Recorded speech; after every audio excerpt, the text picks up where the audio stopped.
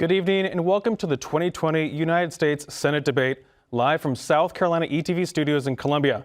I'm Gavin Jackson. With just 4 days until Election Day, South Carolina has already seen a record number of early voters, but there are still more ballots to be cast. The candidates looking for your vote are Republican incumbent Senator Lindsey and Democratic challenger Jaime Harrison.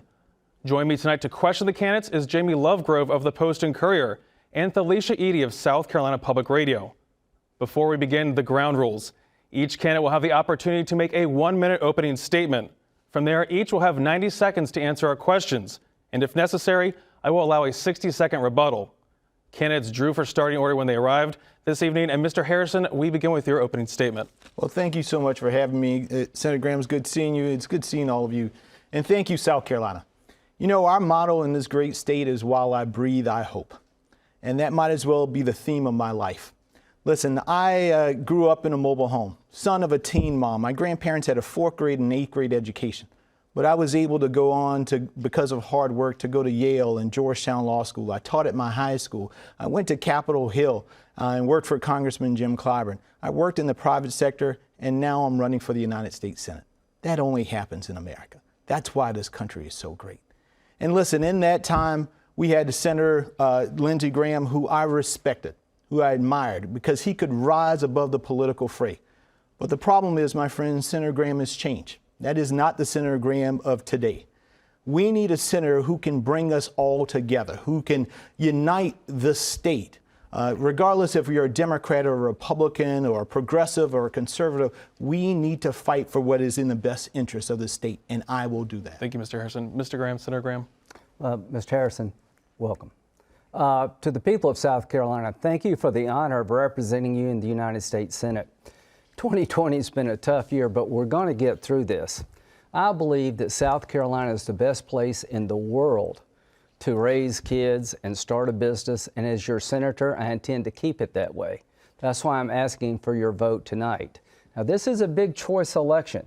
Lots at stake. Control of the Senate is on the ballot here in South Carolina. I'm a proud conservative Republican, but I will work across the aisle, and I got a record to prove it. Mr. Harrison's a good man, but Nancy Pelosi and Hillary Clinton are his political mentors and inspiration. He calls Senator Sanders a champion. Lots at stake here. Higher taxes, which will kill the recovery. Lower taxes, open borders, secure borders, private health care versus socialized medicine, conservative judges versus liberal judges. I'm proud of the fact that I got Amy Barrett on the court, and I hope tonight Mr. Harrison will tell you whether or not he would have voted for Judge Barrett. Thank you, Senator Graham. We'll get to your first question right now to you. In South Carolina, more than 3,600 people have died from COVID-19. Our percent positive rate is consistently in the double digits, and Greenville County alone has seen 1,600 new cases in just the past 2 weeks. We will talk about the economy in a moment, but first we want to hear explicitly about your public health perspective on how to address this crisis and what needs to be done to make sure it doesn't get any worse. Well, I think it's almost 3,900, but the cure can't be worse than the disease. We're not going to lock this state down again. I appreciate the leadership of Governor McMaster. Wear a mask, wash your hands, social distance, but many people are going to work tomorrow. You have to go to work. You have to feed your family. At the end of the day, I think just good common sense will take us a long way until we get a vaccine. Europe is going through a problem right now, but a vaccine is around the corner. We're going to beat this virus. We're going to defeat this virus. Just use good common sense. A vaccine is on the way. But what will America look like after the virus? That's what's on the ballot here. We're going to get through the COVID crisis. But if I'm in the Senate, I'm not going to change the Supreme Court and pack it with liberals. If I'm in the Senate, I'm not going to destroy the legislative filibuster. If I'm in the Senate, I'm not going to change the Electoral College that would take South Carolina's voice away. If the Senate goes to Democratic hands and they have the House, the Senate, and the White House, it would be the most radical change in the history of our country. They're going to do away with the border security we've achieved and go to open borders and free health care for illegal immigrants. They're going to change the structure of the Supreme Court to make it liberal. I cannot stress to you what high taxes will do to destroy this recovery. 33% increase in GDP. We're on the way back. The worst possible thing to do is tax and spend and regulate. I will not do that. I will be a conservative that will move us forward safely. Mr. Harrison, to you, the public health perspective and addressing it so it doesn't get worse here in the state. You know, the coronavirus has dramatically impacted South Carolina. We've had over 750,000 people lose their jobs. 400,000 lost their health insurance because they lost their jobs. Over 160,000 have been infected. 3,600 have lost their lives, including my Aunt Gladys. And what we needed was real leadership to address this issue at hand. But what you just heard from Senator Graham is what we get. The discussion of Washington, D.C. I don't care what is going on in Washington, D.C. because right now Rome is on fire here in South Carolina. The families that are at the hospitals right now don't care about courts. They don't care about any of that. They care about their loved ones that they can't touch their hand and hold their hands as they are losing their lives. They care about that they can't make ends meet, that they can't put food on the table for their families. That's what they care about. And in the greatest time of need, they needed a senator to say, you know what, I'm going to hold your hand and say, you know what, it will be better. And I will work to do better. But we didn't get that from Senator Graham. And we need that type of leadership. Not the food fight that is in Washington, D.C. Democrats did this, Republicans did that. Nobody cares about that. We care about the lives of the people in South Carolina and the lives that have been lost. You wish to respond, sir? Yeah, I think people care a lot about whether the Senate's in conservative hands or liberal hands.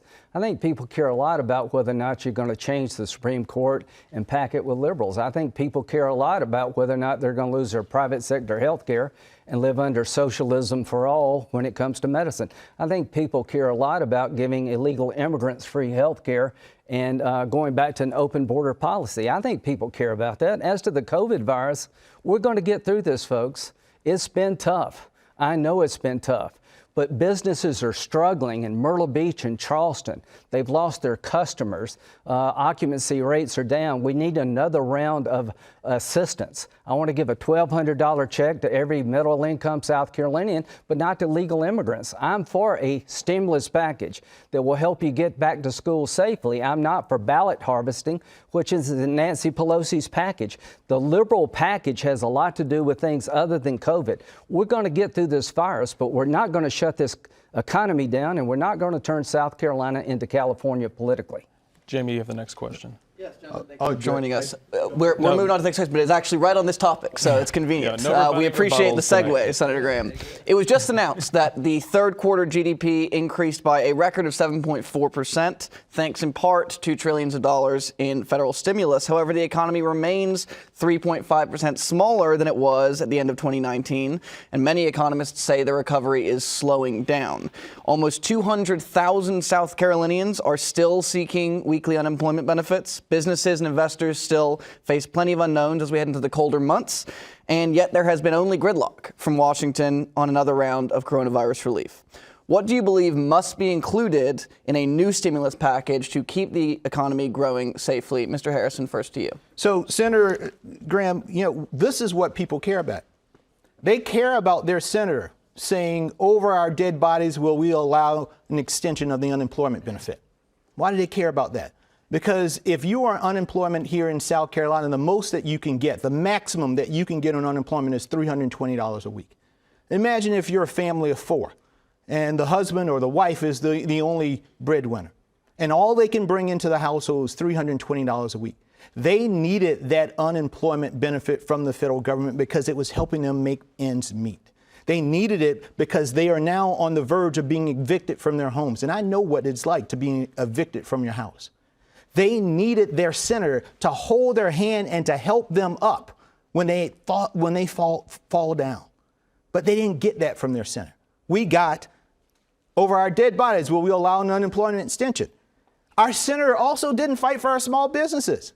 South Carolina is not first in terms of PPP dollars. We are 50th in terms of PP dollars per worker.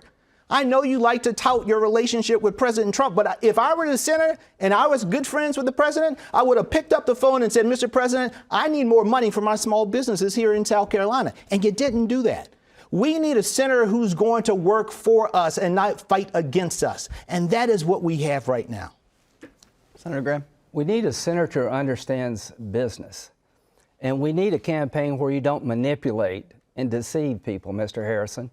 You're asking people to vote for Mr. Bledsoe to undermine conservatism. You cut my words off in midstream.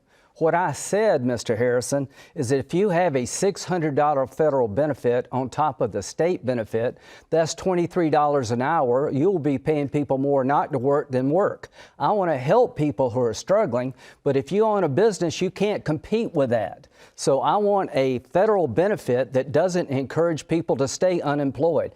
When it comes to the PPP program, I helped write it. We need another round. The House bill, your mentor, Nancy Pelosi, doesn't have a dime for PPP money.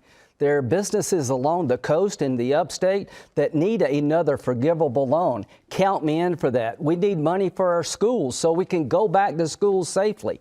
I want to go big, but I'm not going to vote for a package that bails out California and New York. I'm not going to vote for a package that gives $1,200 to illegal immigrants. I'm not going to vote for a package that requires ballot harvesting as a national law. That's got nothing to do with COVID. So I grew up in a small business family. My family owned a restaurant, a bar, and a liquor store. And if you get sick, you go to work because you can't afford to be out of work. I grew up in the back of the liquor store until we got a mobile home. I know what it's like to run a business, and I know how hard it is to be successful. The government should help you, not destroy your business. Mr. Harrison, you have 60 Senator, seconds. I also know what it's like to make a payroll. Not only as chair of the party did I have a payroll, but I also as COO of a nonprofit, a small nonprofit in Washington, D.C. And you're right. Once again, you're worrying about Washington, D.C. and not worrying about the people here in South Carolina who need help now. And you're saying, oh, well, there's this bill and Nancy Pelosi does. Nobody cares about you and Nancy Pelosi. All they want is some relief from the anxiety that they are dealing with. Nobody cares about what you and Chuck Schumer are debating about on the floor. The question is, are you delivering anything for the people of South Carolina? And the answer is no. 7 months. 7 months is since the last time we have had a relief bill. And you all in the Senate, took vacation in August. And I wish you would have put the urgency in the Supreme Court nomination into getting a bill done for the people of South Carolina. That's what they need. They don't want to hear the excuses about who's to blame. They want some action. Thelisha, you have the next question. Thank you. For this question, we start with you, Mr. Graham. Judicial confirmations have become increasingly partisan over the past few years, with senators basing their votes on how they predict nominees will rule on certain issues in addition to their qualifications. Do you think you should be taking more than just qualifications into consideration when deciding on any judicial nominee? And if so, what would you look for? Well, I'll answer that real quickly, but I would like to tell Mr. Harrison, why don't you call Nancy Pelosi up and say, take out of your relief package a $1,200 benefit for illegal immigrants. Why don't you call her up and say, don't give $900 billion to the blue states who are deeply in debt. Let's focus on the coronavirus. I am not the problem when it comes to finding a deal on the coronavirus. Now, as to judges, I'm not the problem. If everybody behaved like Senator Graham, we wouldn't have the mess we have today. I voted for Sotomayor and Kagan, Democratic nominees by President Obama, because I thought they were qualified. It used to be not this way, folks. I hugged Dianne Feinstein, and they wanted to destroy her life. Now, when they tried to destroy Mr. Kavanaugh's life, my opponent, Mr. Harrison, cheered them on. Mr. Gorsuch, when he was appointed by President Trump, Mr. Harrison supported the filibuster of Judge Gorsuch. I supported Democratic nominees because they're qualified. Mr. Harrison has opposed Kavanaugh and Gorsuch, and he won't say how he'd vote on Barrett. Follow my lead, the world would be a lot better off, America would be a lot better off. But I am not going to support Democratic nominees and watch people like Judge Kavanaugh have their life destroyed. Mr. Harrison said the main reason he ran against me was because of the way I behaved in Kavanaugh. I stood up for a friend. I had the courage to vote for Sotomayor and Kagan because they were qualified, and I had the determination to stand up for a conservative judge. How would you vote on Judge Barrett? Please tell us. Mr. Harrison? Senator Graham, wasn't Merrick Garland qualified? You voted for him before. Why didn't you vote for him again? You talk about the president having the power to nominate somebody, and it's up to the United States Senate in order to pass them through, and you failed to do it. And see, that's the problem, Senator Graham. You have a job that the people of South Carolina pay you for, and you only do it when you feel that it's in your power, the right to do it, instead of doing it when you're supposed to do it. You know, just a week or so ago, we talked about qualifications. When we had the nomination for Judge, now Justice Barrett, and congratulations to her for sitting on the Supreme Court. Senator Graham, who's the chairman of the Senate Judiciary Committee, also passed through a young woman. I think she's 32, 33 years old. She was at some law firm. But the ABA, the American Bar Association, which in my lifetime has always deemed whether or not somebody is qualified enough to sit on the bench, and under Democratic and Republican administrations, under Democratic majorities and Republican majorities, we've always followed what the ABA recommended. And you wouldn't pass through somebody for a lifetime appointment when they aren't qualified. Well, they deemed that young woman unqualified. And that's not the first nominee that has gone through his committee that they've deemed unqualified. I mean, we need to have some standards here, and not just because of it's politically expedient to pass through these folks, but because it's the right thing to do. Would you have voted for Judge Barrett or not? Would you have voted for Judge Garda? We're going to be asking the questions, gentlemen, but if you had any more of a rebuttal, sir, you can take it. Yeah, number one, as to Judge Garland. Scalia dies in an election year.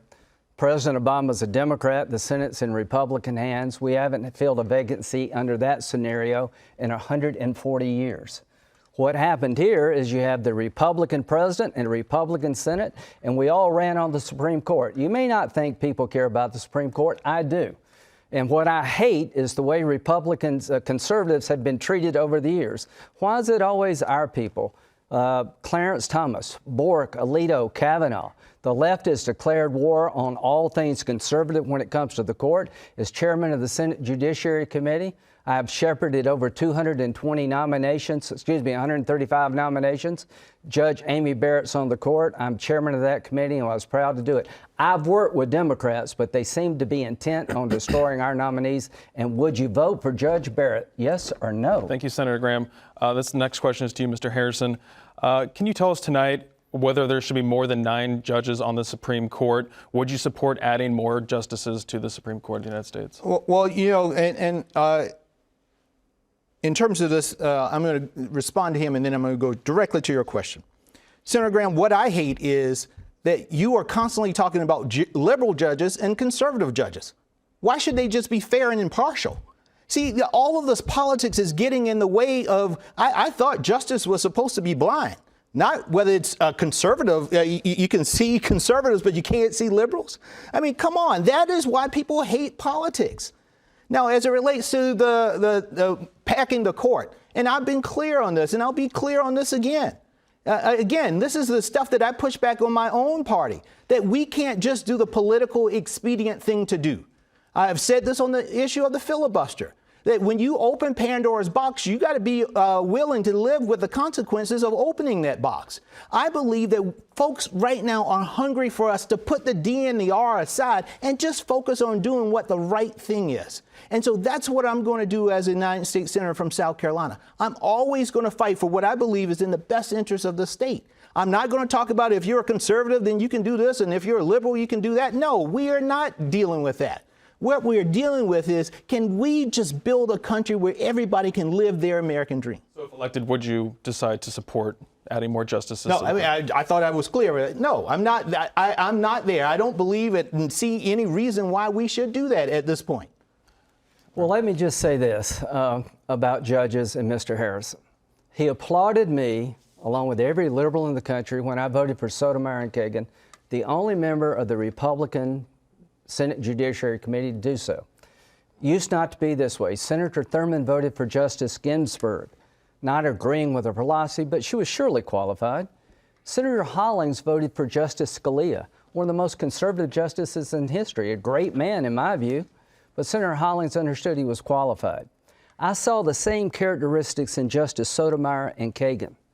And Mr. Harrison, when it was his turn to speak up, he said, bring out the kites, encouraging the filibuster of Justice Gorsuch, the first partisan filibuster in the history of the United States Senate, led by Senator Schumer, who's been the worst actor when it comes to judges. When it came to Justice Kavanaugh, who I've personally known for 20 years, Mr. Harrison cheered on the destruction of this good man. He has said publicly, one of the main reasons he got into this race is because the way I behaved. I'll tell you now, Mr. Harrison, one of the main reasons I'm going to get reelected is because I stood up for Justice Kavanaugh. People in this state are fair-minded. We are a right-of-center state. We do not want a liberal Supreme Court, no matter what he says tonight. The people in charge of the Democratic Party, and he's the associate chairman of the National Democratic Party, have in mind changing the court to make it more liberal. Don't be fooled. Mr. Harrison. Senator Graham, listen, before I'm a Democrat, yes, I am a Democrat. Don't hide from it, I am. And before I'm a Democrat, I'm a South Carolinian. And before that, I'm an American. And I believe in the Constitution of the United States. I believe in the sanctity of the building that you work in each and every day. When I go to Washington, D.C. and I see that dome lit up at night, I get goosebumps because I know the power that that place has to improve the lives of folks. I know that it can give the American dream to so many folks, and it has. And see, this is the thing. I don't get caught up. As I said, justice is supposed to be blind. This is part of the reason we're in the gridlock that we're in now. And you say that you are not a part of it, but you are. You're a root cause of it, Senator Graham. And you said, well, you know, this person is qualified and this person is qualified. I applaud you. Thank you for voting for Sotomayor and Kagan. I would have voted for John Roberts because I thought he's a good guy. I don't agree with him on everything, but I would have voted for him. But this is the thing. You didn't vote for Merrick Garland. He's a good guy, and you voted for him in the past. Why? Thank you, Mr. Harrison. Jaime, it's your question. All right, we're turning to the environment now. South Carolina is already experiencing some of the effects of climate change, such as flooding from sea level rise, increased heat and humidity, and extreme weather events. And scientists expect those problems and more to worsen over the coming years. Do you believe that human-induced climate change represents an existential threat? And if so, would you support phasing out fossil fuel carbon emissions over the next few years and using federal government incentives to transition to more clean energy sources? Senator Graham, this question first to you. Yeah, I believe climate change is very real. That's why I'm one of the members of the Climate Solutions Caucus in the Senate. I believe the Green New Deal will destroy our economy. I believe this war against oil and gas being waged by Joe Biden and his Democratic allies will destroy millions of jobs and make Russia and Iran stronger. If we get out of the oil and gas business, our enemies get stronger. We become energy dependent again, getting oil and gas from people who hate our guts. You don't have to destroy the economy to save the environment. This is a beautiful state. I hope we stay energy independent. But if we go out of the oil and gas business, we're in a world of hurt here. So what I think we should do, clean energy, count me in. Wind and solar, count me in. South Carolina could be a real winner in the clean energy economy that's going to come. But you got to have India and China in the mix. If we change, we're reducing our carbon emissions, good for us. But we've done nothing with India and China. The Paris Accords gave India and China a complete pass. So when it comes to the environment, I understand the beauty of our state. I'm in the Climate Solutions Caucus. I've worked to set aside lands all over this state so future generations can enjoy it. But in the name of saving the environment, I'm not going to go down the AOC road, who supports my opponent. This radical agenda coming out of the House, if I'm in the Senate, will work for solutions to help the environment without destroying the economy. And God knows if the Democrats get it all, Senator. We're in trouble. Mr. Harrison? Listen, I believe that the greatest treasure that the Lord has given us is this green earth. And I believe it is our legacy that we pass on to future generations. I have 2 boys, and I want to make sure that I leave this earth better than I inherited. And right now, we are on a course to actually leave it up worse off. Listen, it is not good enough now to just say that you believe climate change is real. You know, folks are tired of just the talk. They're looking for action, and we need action in order to save the green earth, this globe that we live on right now. The senator said that he's a member of the Climate Solutions Caucus that has no solutions. Where's the bill? Where's the act? How are we dramatically reducing carbon emissions in this country? I don't see it. I mean, that's the thing that they do in the Senate. They join all of these caucuses, they do the press conferences, and at the end of the day, they come back home and there are no solutions. Where are the solutions? Here's Senator Graham's solution. The South Carolina Offshore Drilling Act. Let's drill off of the coast of South Carolina. Let's destroy the pristine environment that we have. Let's destroy the environment that we have in South Carolina and the economy. Nobody wants to look out their window to see oil rigs off of the coast of Charleston. But our senator is the one that waving the flag. Here, oil and gas company, you can drill off of our coast. Not on Jaime Harrison's watch. Senator Graham. I've had a consistent view of South Carolina offshore drilling, Mr. Harrison. South Carolina will decide and nobody else, not the federal government. We've achieved energy independence under President Trump's watch. I don't want to go backward. I don't want to go out of the oil and gas business and be dependent on Mideast folks to supply our energy. I don't want to make Russia and Iran stronger. Protecting the South Carolina coast, I am for that. I'm the one who went to President Trump to extend the moratorium that he was planning for Florida to include South Carolina. But let me just say this, Mr. Harrison. AOC has endorsed your campaign. She's the author of the Green New Deal. I understand that South Carolina could benefit from a clean energy economy, nuclear power.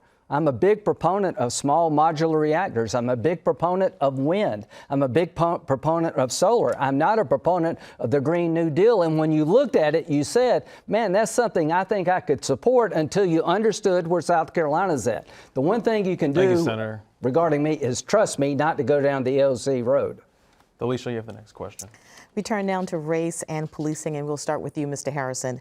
This summer, protests erupted around the country in response to incidents of alleged police brutality and also broader racial inequality. Do you believe systemic racism exists in America today? And if so, what would you do to start dismantling that system? Thank you so much for this. You know, this is a big issue. As a black man who grew up in Orangeburg, South Carolina, a place that has seen its share of racism. I grew up listening to the stories about the Orangeburg Massacre, where 3 young folks and 28 young college students, 3 young people lost their lives and 28 were shot in the back because they were protesting and trying to desegregate a bowling alley. So I've lived all my life with these scars, this historical pain that has been passed on from generation to generation to generation. Listen, I also at the same time have grown up in a family of law enforcement officers. My grandpa Ron served in the Detroit Police Department for over 30 years, got FBI training, oversaw homicides. So I know that our police are good, but there's some bad apples in our policing as well. And part of what we have to do is to fix that. We have to bring accountability to the system. We need to root out all of the bad apples, the people who take this power that we give them, because it's the American people that are giving them this power, and they abuse it, and they use it for negative things. We have to change that. We have to establish a use of force standard that is national, so that you know that if you're in Chicago or if you're in Charleston, that it's the same standard by which that force will be used. There's so much that we can do, and I applaud Tim Scott for his legislation, but it doesn't go far enough.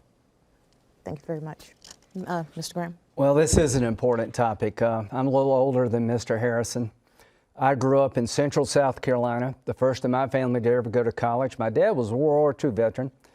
He started a restaurant, bar, pool room downstairs I ran when I was a kid. We had a liquor store on the other side. And when I was a kid, African Americans would come in and buy the beer to go. And I remember asking my parents, why was that? And they said, that's just the way it is. And they were good people. But that's not the way it is anymore, and I'm glad. I have supported the First Steps Act, working with Senator Booker to make sure that young African-American men and Latino men who were imposed long sentences under 3 strikes and you're out, offered by Joe Biden, by the way, get a second chance. Tim Scott's a dear friend. He has a police reform bill that I do support. He supports the Pelosi bill. He picked Pelosi over Tim Scott. The Pelosi bill is not police reform. It declares war on the cops. Tim Scott understands the difference between supporting communities of color and supporting the cops. You can do both, and I will, and I have. So at the end of the day, folks, this election does matter.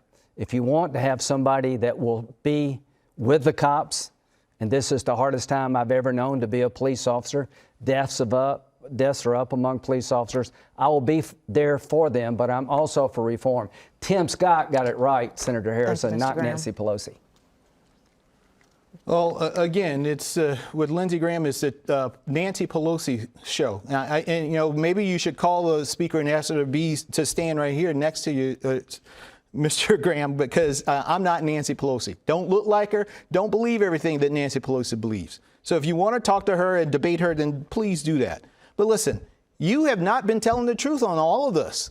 You said that I was for defunding the police. I don't believe in defunding police. That's like defunding your family members. I have 2 members right now in my family that are currently serving in the police who go in and put their lives on the line every day.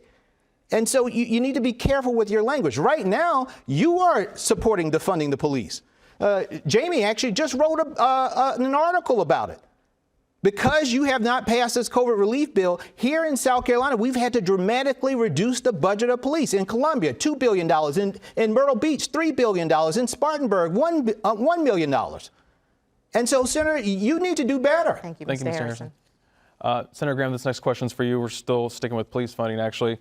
Police officers are forced to handle many issues these days, including that of being a mental health worker, essentially. And this is due in large part to decades of deinstitutionalization. But nearly a quarter of all people killed by police since 2015 have had a known mental illness. How would you work to help officers who are on the front lines of this mental health crisis? Well, the first thing you do is you don't take money away from police officers. You may plus up mental health services. Count me in for that. But Senator Scott's bill was bipartisan. He took the best ideas in the Senate and he brought them to the floor, and Chuck Schumer, the guy who's supporting you, filibustered Tim Scott's bill because they don't want to give any win to Senator Scott or President Trump. And I hate that. The reason we don't have a COVID bill, Mr. Harrison, is because Nancy Pelosi is never going to get there if it helps Trump in any way. I believe that. I believe that this bill coming out of the House for COVID is a bad deal for South Carolina. It gives $1,200 to illegal immigrants. That's not the solution to COVID. It has money to bail out the blue states, not helping businesses in South Carolina. There's not a dime in the bill for PPP loans for small businesses, 300 or less, that need it desperately in South Carolina. When it comes to police reform, count me in. More transparency, hiring more officers of color, body cameras so we can see what actually happened. But one thing I won't do, I've been a prosecutor, I've been a defense attorney, I've been a military judge. I've been around law enforcement all my life. MoveOn.org, that's running $2 million of ads right now to beat me, they very much want to defund the police. He's one of their chosen candidates. Planned Parenthood wants to defund the police. They're supporting him. The people want to defund the police, seeing you an ally, Mr. not Harrison, in me. Can you can you tell me how you would help police officers who are on the front lines of this mental health crisis? Well, I think we put too much on the docket for police officers. We're asking them to wear too many hats.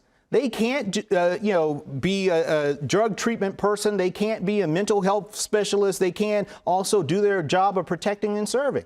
And so I do believe that we need to fund policing in a different manner and plus up in areas so that they can get additional assistance when they go to domestic abuse situations, so that they have counselors there who can direct folks in the right place. They can't wear all of those hats. That burden is too much. And so we need to look at how we fund them and make sure there's additional funding in order to handle that. And that's what we need to do. We don't need to sit and say, well, it was Chuck Schumer's fault and it was Nancy Pelosi's fault. Sometimes I sit in this debate, and this is our second debate, and it reminds me of my son. Last night he woke up at 3 o'clock in the morning and said something was spooky on his bed. I wonder if Nancy Pelosi's under Senator Graham's bed, because every time he's talking about her. I know it's Halloween, but Senator, come on now. Let's talk about South Carolina and how we can improve the state that we live in.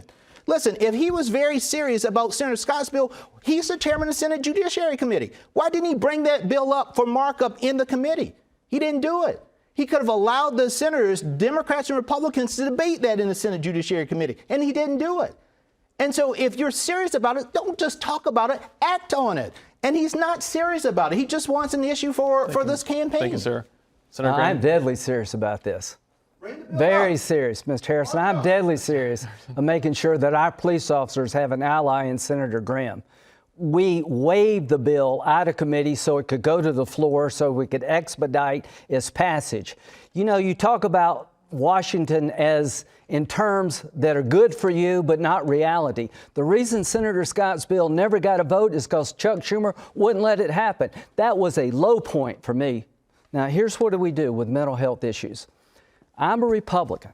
I own 15 guns, but I do believe we need a system with due process, that if somebody's a danger to themselves or others and the police interact with them, that there's a way to get guns out of the hands of people who are mentally ill, people who are compromised. Red flag laws at the state level, I support. The Parkland shooting, the guy who shot up the school, they had 30 visits with him and nobody could do anything. I believe in the Second Amendment, but I also believe in common sense. Thank you, Senator Graham. Jamie, you have the next question. We're going to turn to health care now. We're going to dig in a little bit into the details of some of the concerns South Carolina voters have about each of your respective plans. Mr. Harrison, I'm going to start with you on this one. You've called for expanding the Affordable Care Act, also known as Obamacare, by adding a government-run health insurance option for the public. How much do you anticipate that would cost? How do you plan to pay for it? And why do you believe the federal government should take a larger role in health insurance than it already does today? Well, I believe in a system, because health care is personal. I believe in a system that allows the private option through employers, but also a public fallback.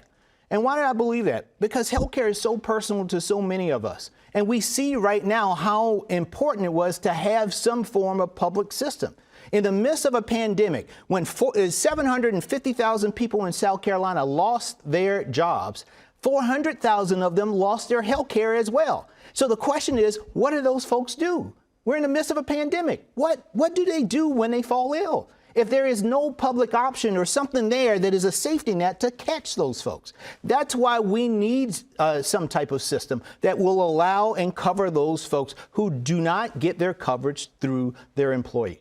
And so, you know, listen, Senator Graham just passed a $1 trillion tax bill where the bulk of the money went to the largest companies. I don't know if you all know this, but in 2018, the top 100 companies in this country didn't pay any taxes. Thanks to Senator Graham. That's why they contributed all the money to his campaign. I mean, and he actually said they needed to pass the tax bill to contribute to their campaign. So we need to make the Affordable Care Act more robust. We need to fill the holes of mental health, vision, and dental health as well. And we don't need what Senator Graham is proposing, the Graham-Cassidy bill. And I do want to get into the Graham-Cassidy bill now. So you have long pushed to repeal the Affordable Care Act, Mr. Graham, and you wanted to replace it in 2017 with a proposal to block grant money to the states to design their own health care programs. But nonpartisan analysts that examined your bill back in 2017 found that people with pre-existing conditions could see a spike in their health insurance premiums. Millions would lose the health insurance they have today. And Medicaid enrollment would sharply decrease. How would that help South Carolina? No, I don't buy that at all. Number one, you don't want to talk about Nancy Pelosi. Let's talk about Bernie Sanders for a minute. Obamacare is the appetizer. The main meal is Bernie Care. There's a commercial out now with Mr. Harrison talking to Bernie Sanders, and he says, with champions like you, we'll be in good shape. Bernie Sanders is in charge of health care with AOC, and they have in mind to destroy your private health care. Medicare for all means Medicare for nobody. If you have your insurance at your employer site, it's going to go away if the Democrats get in charge of the House, the Senate, and the White House. Obamacare has been a disaster for South Carolina. That's why I wanted to change it. Premiums went up 30%, folks, in this state. We started with 5 choices, you're down to 1. I was actually on Obamacare for a while. Wasn't a good deal for me. A couple 100% increase and almost no coverage. What did I want to do? I wanted to take the Obamacare dollars, Jamie, and send them back to South Carolina. Here's the dirty little secret about Obamacare. 3 states, New York, California, Massachusetts, get 35% of the money. 22% of the population. Nancy Pelosi, Chuck Schumer, and Elizabeth Warren wrote this liberal bill. If we had a fair allocation where you got the same no matter where you lived, Columbia or San Francisco, it'd be $1 billion increase for us. That's my proposal. Pre-existing conditions have to be covered, but we can do it differently than New York. Innovation is the key to health care. The money back here in South Carolina, Thank you, Mr. Graham. in control of people you could vote for, not some bureaucrat you'll never meet. Thank you. That's my solution. Mr. Harrison, you have 60 seconds. Senator Graham, this is not tall tale fairy tale hour. You know, you need to be honest with the people of South Carolina. Why does South Carolina not get its fair share of the Affordable Care Act? It's because of folks like you who have said we will not allow Medicaid expansion here in South Carolina. That's exactly why we aren't getting the money that we should. We would cover 250,000 people in this state right now if we had the Medicaid expansion. 38 other states have said, you know what, Medicaid expansion is a good thing. Maybe we should do it. You know what the reason why our hospitals are closing here, Senator Graham, under your watch? 4 of them in rural communities? Because Medicaid has not been expanded. Yes, that is. You talk to the head of the hospital association. I have talked to him multiple times. He said the 2 reasons. Because we don't have Medicaid expansion in South Carolina and we don't have broadband, which is an important component of telehealth. And both of those things you have failed to act on, Senator Graham. So let's call a spade a spade. You haven't done your job. No, Sir, we're going to move on, but we're still talking about health care. There's some agreement here. Broadband is really important for So we're going to have to wait until the next question for you to weigh on that. It really though. is. I Thelisha, agree with you. give the on the next healthcare question. topic. Okay. Here, Senator Graham, DHEC just announced the state's 2019 infant mortality rate dropped 4.2%, but racial disparities remain. The infant mortality rate remained relatively unchanged among non-white women at 11.2%. That's 2.4 times higher than the mortality rate of infants born to white women.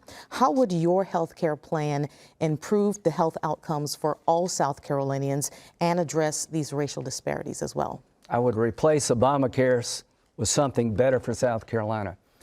Telemedicine is really important. 5G high-speed internet. If your kid can't go to school and you're doing distance learning and you don't have the internet, you're a real disadvantage. A lot of rural South Carolinians, particularly African Americans in the corridor of shame, they're really locked out when it comes to innovation. So putting money into telemedicine, count me in. Congressman Clyburn has a bill. I got a $10 billion bill with Mark Warner from Virginia to block grant money to wire up the dead spots. Count me in for that. But Obamacare, folks, there's a reason these 4 rural hospitals closed. It's because Obamacare has been a disaster for our state, a 30% increase in premiums, and we're down to one choice, Medicaid expansion. It's the 2nd largest expense in this country, in this state, and it's very bureaucratic. I don't blame the governor and the State House for rejecting what seems to be free. It's 100% federal government for 5 years, then it goes away. And it's not going to be 100% free. We're broke. We got to find a way to save Medicare and Medicaid and reform Social Security. This idea that everything's free, if it sounds too good, it is. Taking federal money all the time. There's only one taxpayer, folks, whether state, local, federal, it comes out of your wallet. When it comes to Mr. Harrison, there's no limit on spending. Thank you, Senator. Mr. Harrison, how would your health plan improve health outcomes for all South Carolinians? Well, you know, I grew up in the corridor of shame. I grew up in Orangeburg. I grew up on Medicaid. So I know the importance of having health care. I would not have had glasses as a kid in school had it not been for Medicaid. Wouldn't have done as well as I did if it weren't for that. And so it's important to understand that you know, everybody doesn't have the gold-plated health insurance that Lindsey Graham does. But everybody in this country should have health care. They should have. It should be affordable and it should be accessible for all. You know, 2 years ago, 14 of our 46 counties had no OBGYNs. And I'm going to repeat that. 14 counties out of 46, there were not one OBGYN in the entire county. No wonder our maternal mortality rates are so high. And that happened under Lindsey Graham's watch.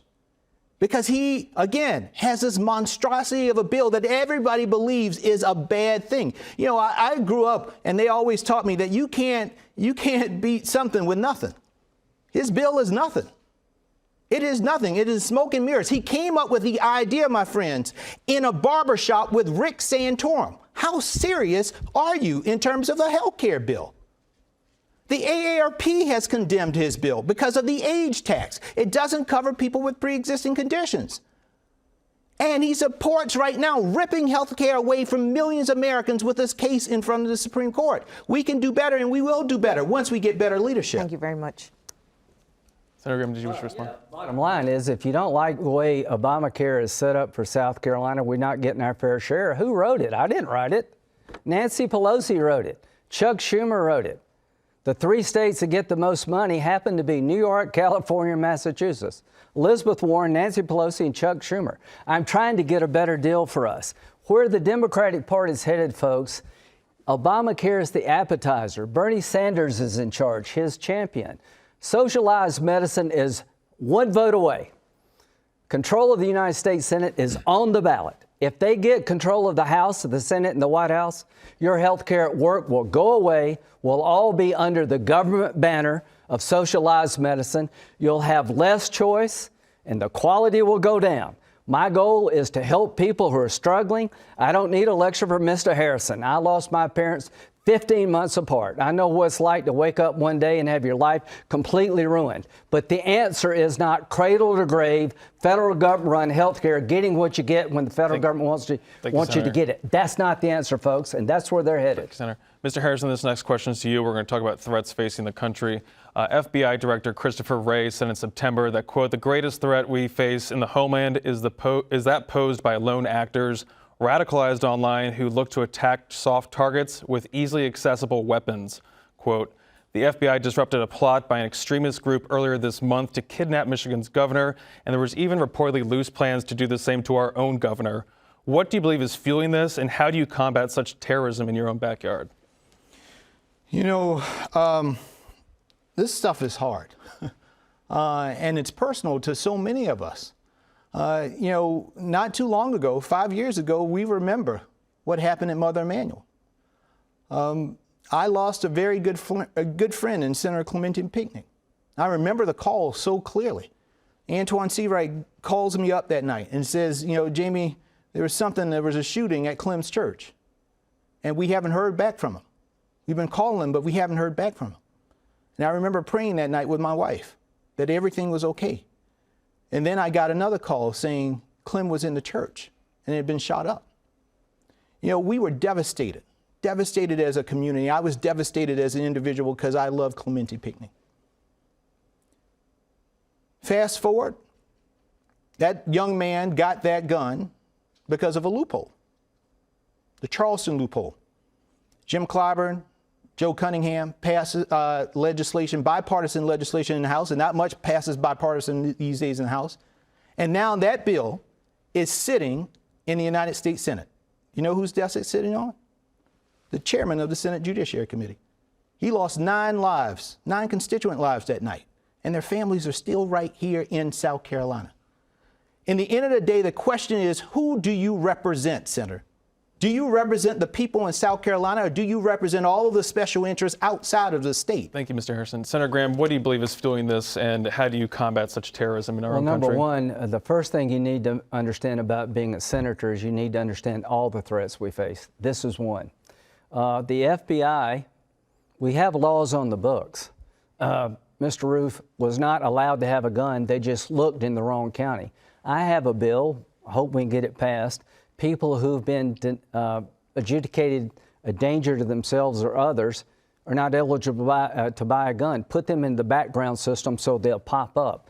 Yes, we need to do better, but not a national gun registry. But the one thing I want you to know is that you may be tired of talking about radical Islam and fighting radical Islam. We've been in this campaign and nobody's asked me a question about national security. Count me in for common sense red flag laws. Count me in for expanding background checks. Count me in for going after the Proud Boys and all those racist groups. But a lady had her head cut off in France this week. I've been to Iraq and Afghanistan 56 times, Mr. Harrison. I've never heard you say anything about what's going on in the world when it comes to our military. The budget cuts under Obama decimated our military. Donald Trump has rebuilt our military. He's destroyed the caliphate. We're safer, but we're still at risk, folks. Radical Islam is on the march. The next president of the United States, and God, I hope it's Donald Trump, needs to understand the threat we face. What Joe Biden did in Iraq hurt us a lot. But as long as I'm your senator, Thank you, Senator. I'll never take the eye off the ball of protecting this country. Mr. Harrison, to respond. Well, Senator, I'm sure you are well aware of General Stanley McChrystal, who was our commander under both President Bush and President Obama, our commander over in Afghanistan. Well, I'm proud to announce tonight that I have the endorsement of General McChrystal.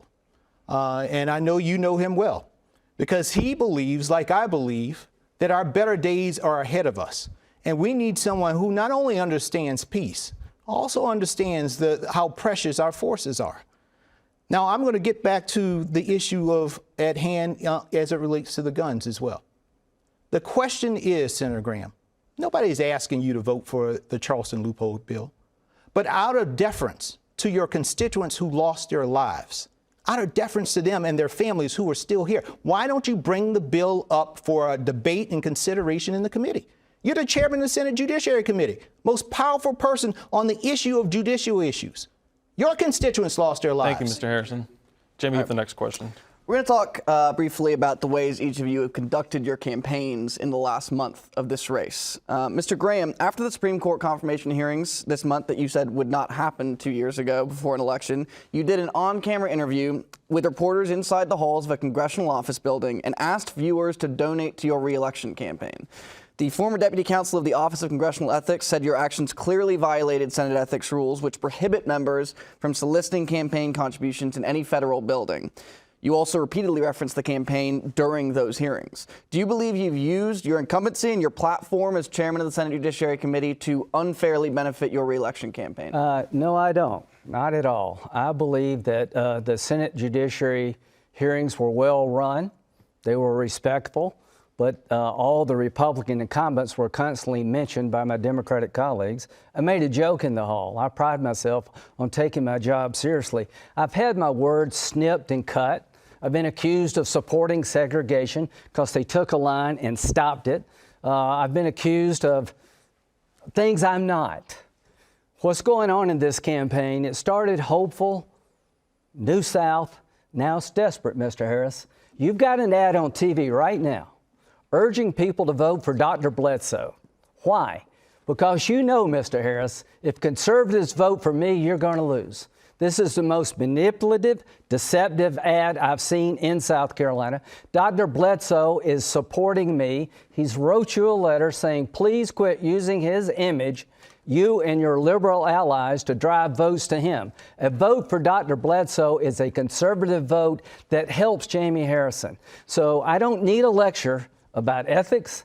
I don't need a lecture about how to run a campaign. I've done this for a while. But this effort by Mr. Harrison and liberal allies to trick conservatives into voting against conservatism will not work. Come Tuesday, this is going to be soundly rejected. Mr. Harrison, you have accused for the past year and a half Senator Graham of playing political games in Washington. But as Senator Graham mentioned, you have, for the past few weeks, been running ads elevating the profile of this candidate, Bill Bledsoe, who, as Senator Graham said, did drop out of this race. He suspended his campaign. Too late to remove his name from the ballot, but he has endorsed Senator Graham. You don't mention that in any of those ads. Are you not playing political games with those ads? Not at all, Jamie. Dr. Bledsoe is still on the ballot. Dr. Bledsoe also has not officially withdrawn his name from the State Election Commission. Don't believe me? Ask them. And so, listen, we all know what Lindsey Graham said in terms of using his words against them. We know that his word doesn't mean much. I don't know what Dr. Bledsoe's word means, but I can guarantee you this. If in the end of this election, Dr. Bledsoe got more votes than you and more votes than me, then Dr. Bledsoe will be on a plane going to Washington, D.C. as the next senator-elect from the state of South Carolina. So, it is my job as a candidate to let folks know where folks stand in terms of who's on the ballot. You can go and vote tomorrow here in South Carolina, and at the first is Dr. Bledsoe, then it is Lindsey Graham, and then it's Jaime Harrison. So that means people can still vote for Dr. Bledsoe. And it's right. Dr. Bledsoe is more conservative than Lindsey Graham. We haven't encouraged anybody. I want folks to vote for me. Folks at home, let me tell you this. Vote for Jaime Harrison. Don't vote for Bill Bledsoe. Don't vote for Lindsey Graham. Vote for Jaime Harrison, because I'm going to build a bridge to our future. I'm not a relic of the past, but I'm trying to build a bridge to the future. If this is our future, God help us all. Well, Dr. and Senator Graham, I'm reclaiming my Harrison, time because I still got 15 seconds left. Dr. I still got. wrote a letter to I you still got 15 seconds. We thought you were finished Senator. there. We thought you were finished. I thought he started. Supporting Senator Graham. People are not stupid give in you some this extra state. time. They see through this. They understand that if Nancy As long as I can reclaim Pelosi, my time in the end. if Nancy Pelosi and Hillary Clinton are your political mentors, you're probably not conservative. They understand that if Bernie's a champion, you're probably not conservative. And what conservatives need to understand, folks, this matters. The control of the Senate is on the ballot. What Mr. Harrison is doing is playing a game with the ballot. Dr. Bledsoe is technically on the ballot, yes, but he's asked all of his supporters to vote for me because he wants conservative judges. This night is going to end soon, and he's never answered the question, would he vote for Justice Barrett, one of the most qualified women to ever be nominated in the history of the Supreme Court. He opposed Kavanaugh and Gorsuch. He's going to be with them, folks, when it comes to the big stuff. And I'm going to stop what I think is one of the most radical agendas coming out of Nancy Pelosi's house if I'm in the Senate. And if the Republicans keep the Senate, I'm the budget chairman. If the Democrats take the Senate back, Bernie Sanders is the budget chairman. Thank you, Mr. Graham. This stuff really matters. Don't be fooled. We'll let you have 15 seconds. Yeah, listen, if you had Nancy Pelosi on the drinking game tonight, get her designated driver because he has hit that a lot. Listen, you can't give anybody a lesson on telling the truth. You're the man who said, hold the tape. Use my words against me. Senator, you have constantly lied to the people here in South Carolina. You lied about term limits. Seconds there, you have Mr. Harrison. lied Mr. Harrison. about the Supreme Court. Thank you. That was your 15 seconds. We're coming up on time right now, so I want to do a quick question to end this on a bright note. We've had a lot to talk about tonight, so I'm going to give you 45 seconds apiece. We'll start with you, Mr. Harrison. We're living in very divided times, obviously. We've seen that. But before we leave, can you tell us something positive about your candidate and then likewise Senator Graham? 45 seconds here. Well, listen, I did have great admiration for Senator Graham because I believed that he was someone who could rise above the political fray. But listen, so Senator Graham, I appreciate your work that you have done on behalf of South Carolina in the past. I don't agree with you now on where we're going, but I do appreciate you on that. I just want to close in terms of if this is our closing. This is the last question. There are no closing statements. Let me just say this. Just recently, I went to vote with my son, William. And that was emotional for me. I named my son, my first son, after my grandfather. My grandfather could not always vote here in South Carolina. We have made such great progress as a nation. We have lived up to South Carolina's motto, while I breathe, I hope, but there's still so much more that we need to do. And so, I'm just proud of this moment. I'm proud of the young kids that I see coming to our events, smiling and inspired by this campaign. So regardless of what happens on Tuesday, I've already won. Thank you very much, So sir. thank you. Senator Graham, 45 seconds, please. Well, I've known Jaime, and I don't mind if I call you Jaime. He worked for Congressman Clyburn. He's very smart. You come from difficult circumstances, and you've made your life success. The difference is not personal. It is about where we will take the country and where we will take the state. I do believe that as associate chairman of the Democratic National Committee that you buy into what they're doing. I think you're an articulate spokesman for their cause. But South Carolina is not where you want to take it. We don't want Chuck Schumer running the United States Senate. Whether you agree with him or not, they're going to pack the court. We want Judge Barrett on the court. You won't tell us. Great. That's exactly the kind of judges we want in Senator South Graham, Carolina. I'm going to have to cut you out. We're coming up on time, sir. Really quick. The bottom line is, it's not personal between us. It's about you and your family. Thank you, sir. And I will Thank you. And thank you all of you for watching and our candidates. I'm Gavin Jackson. Good night.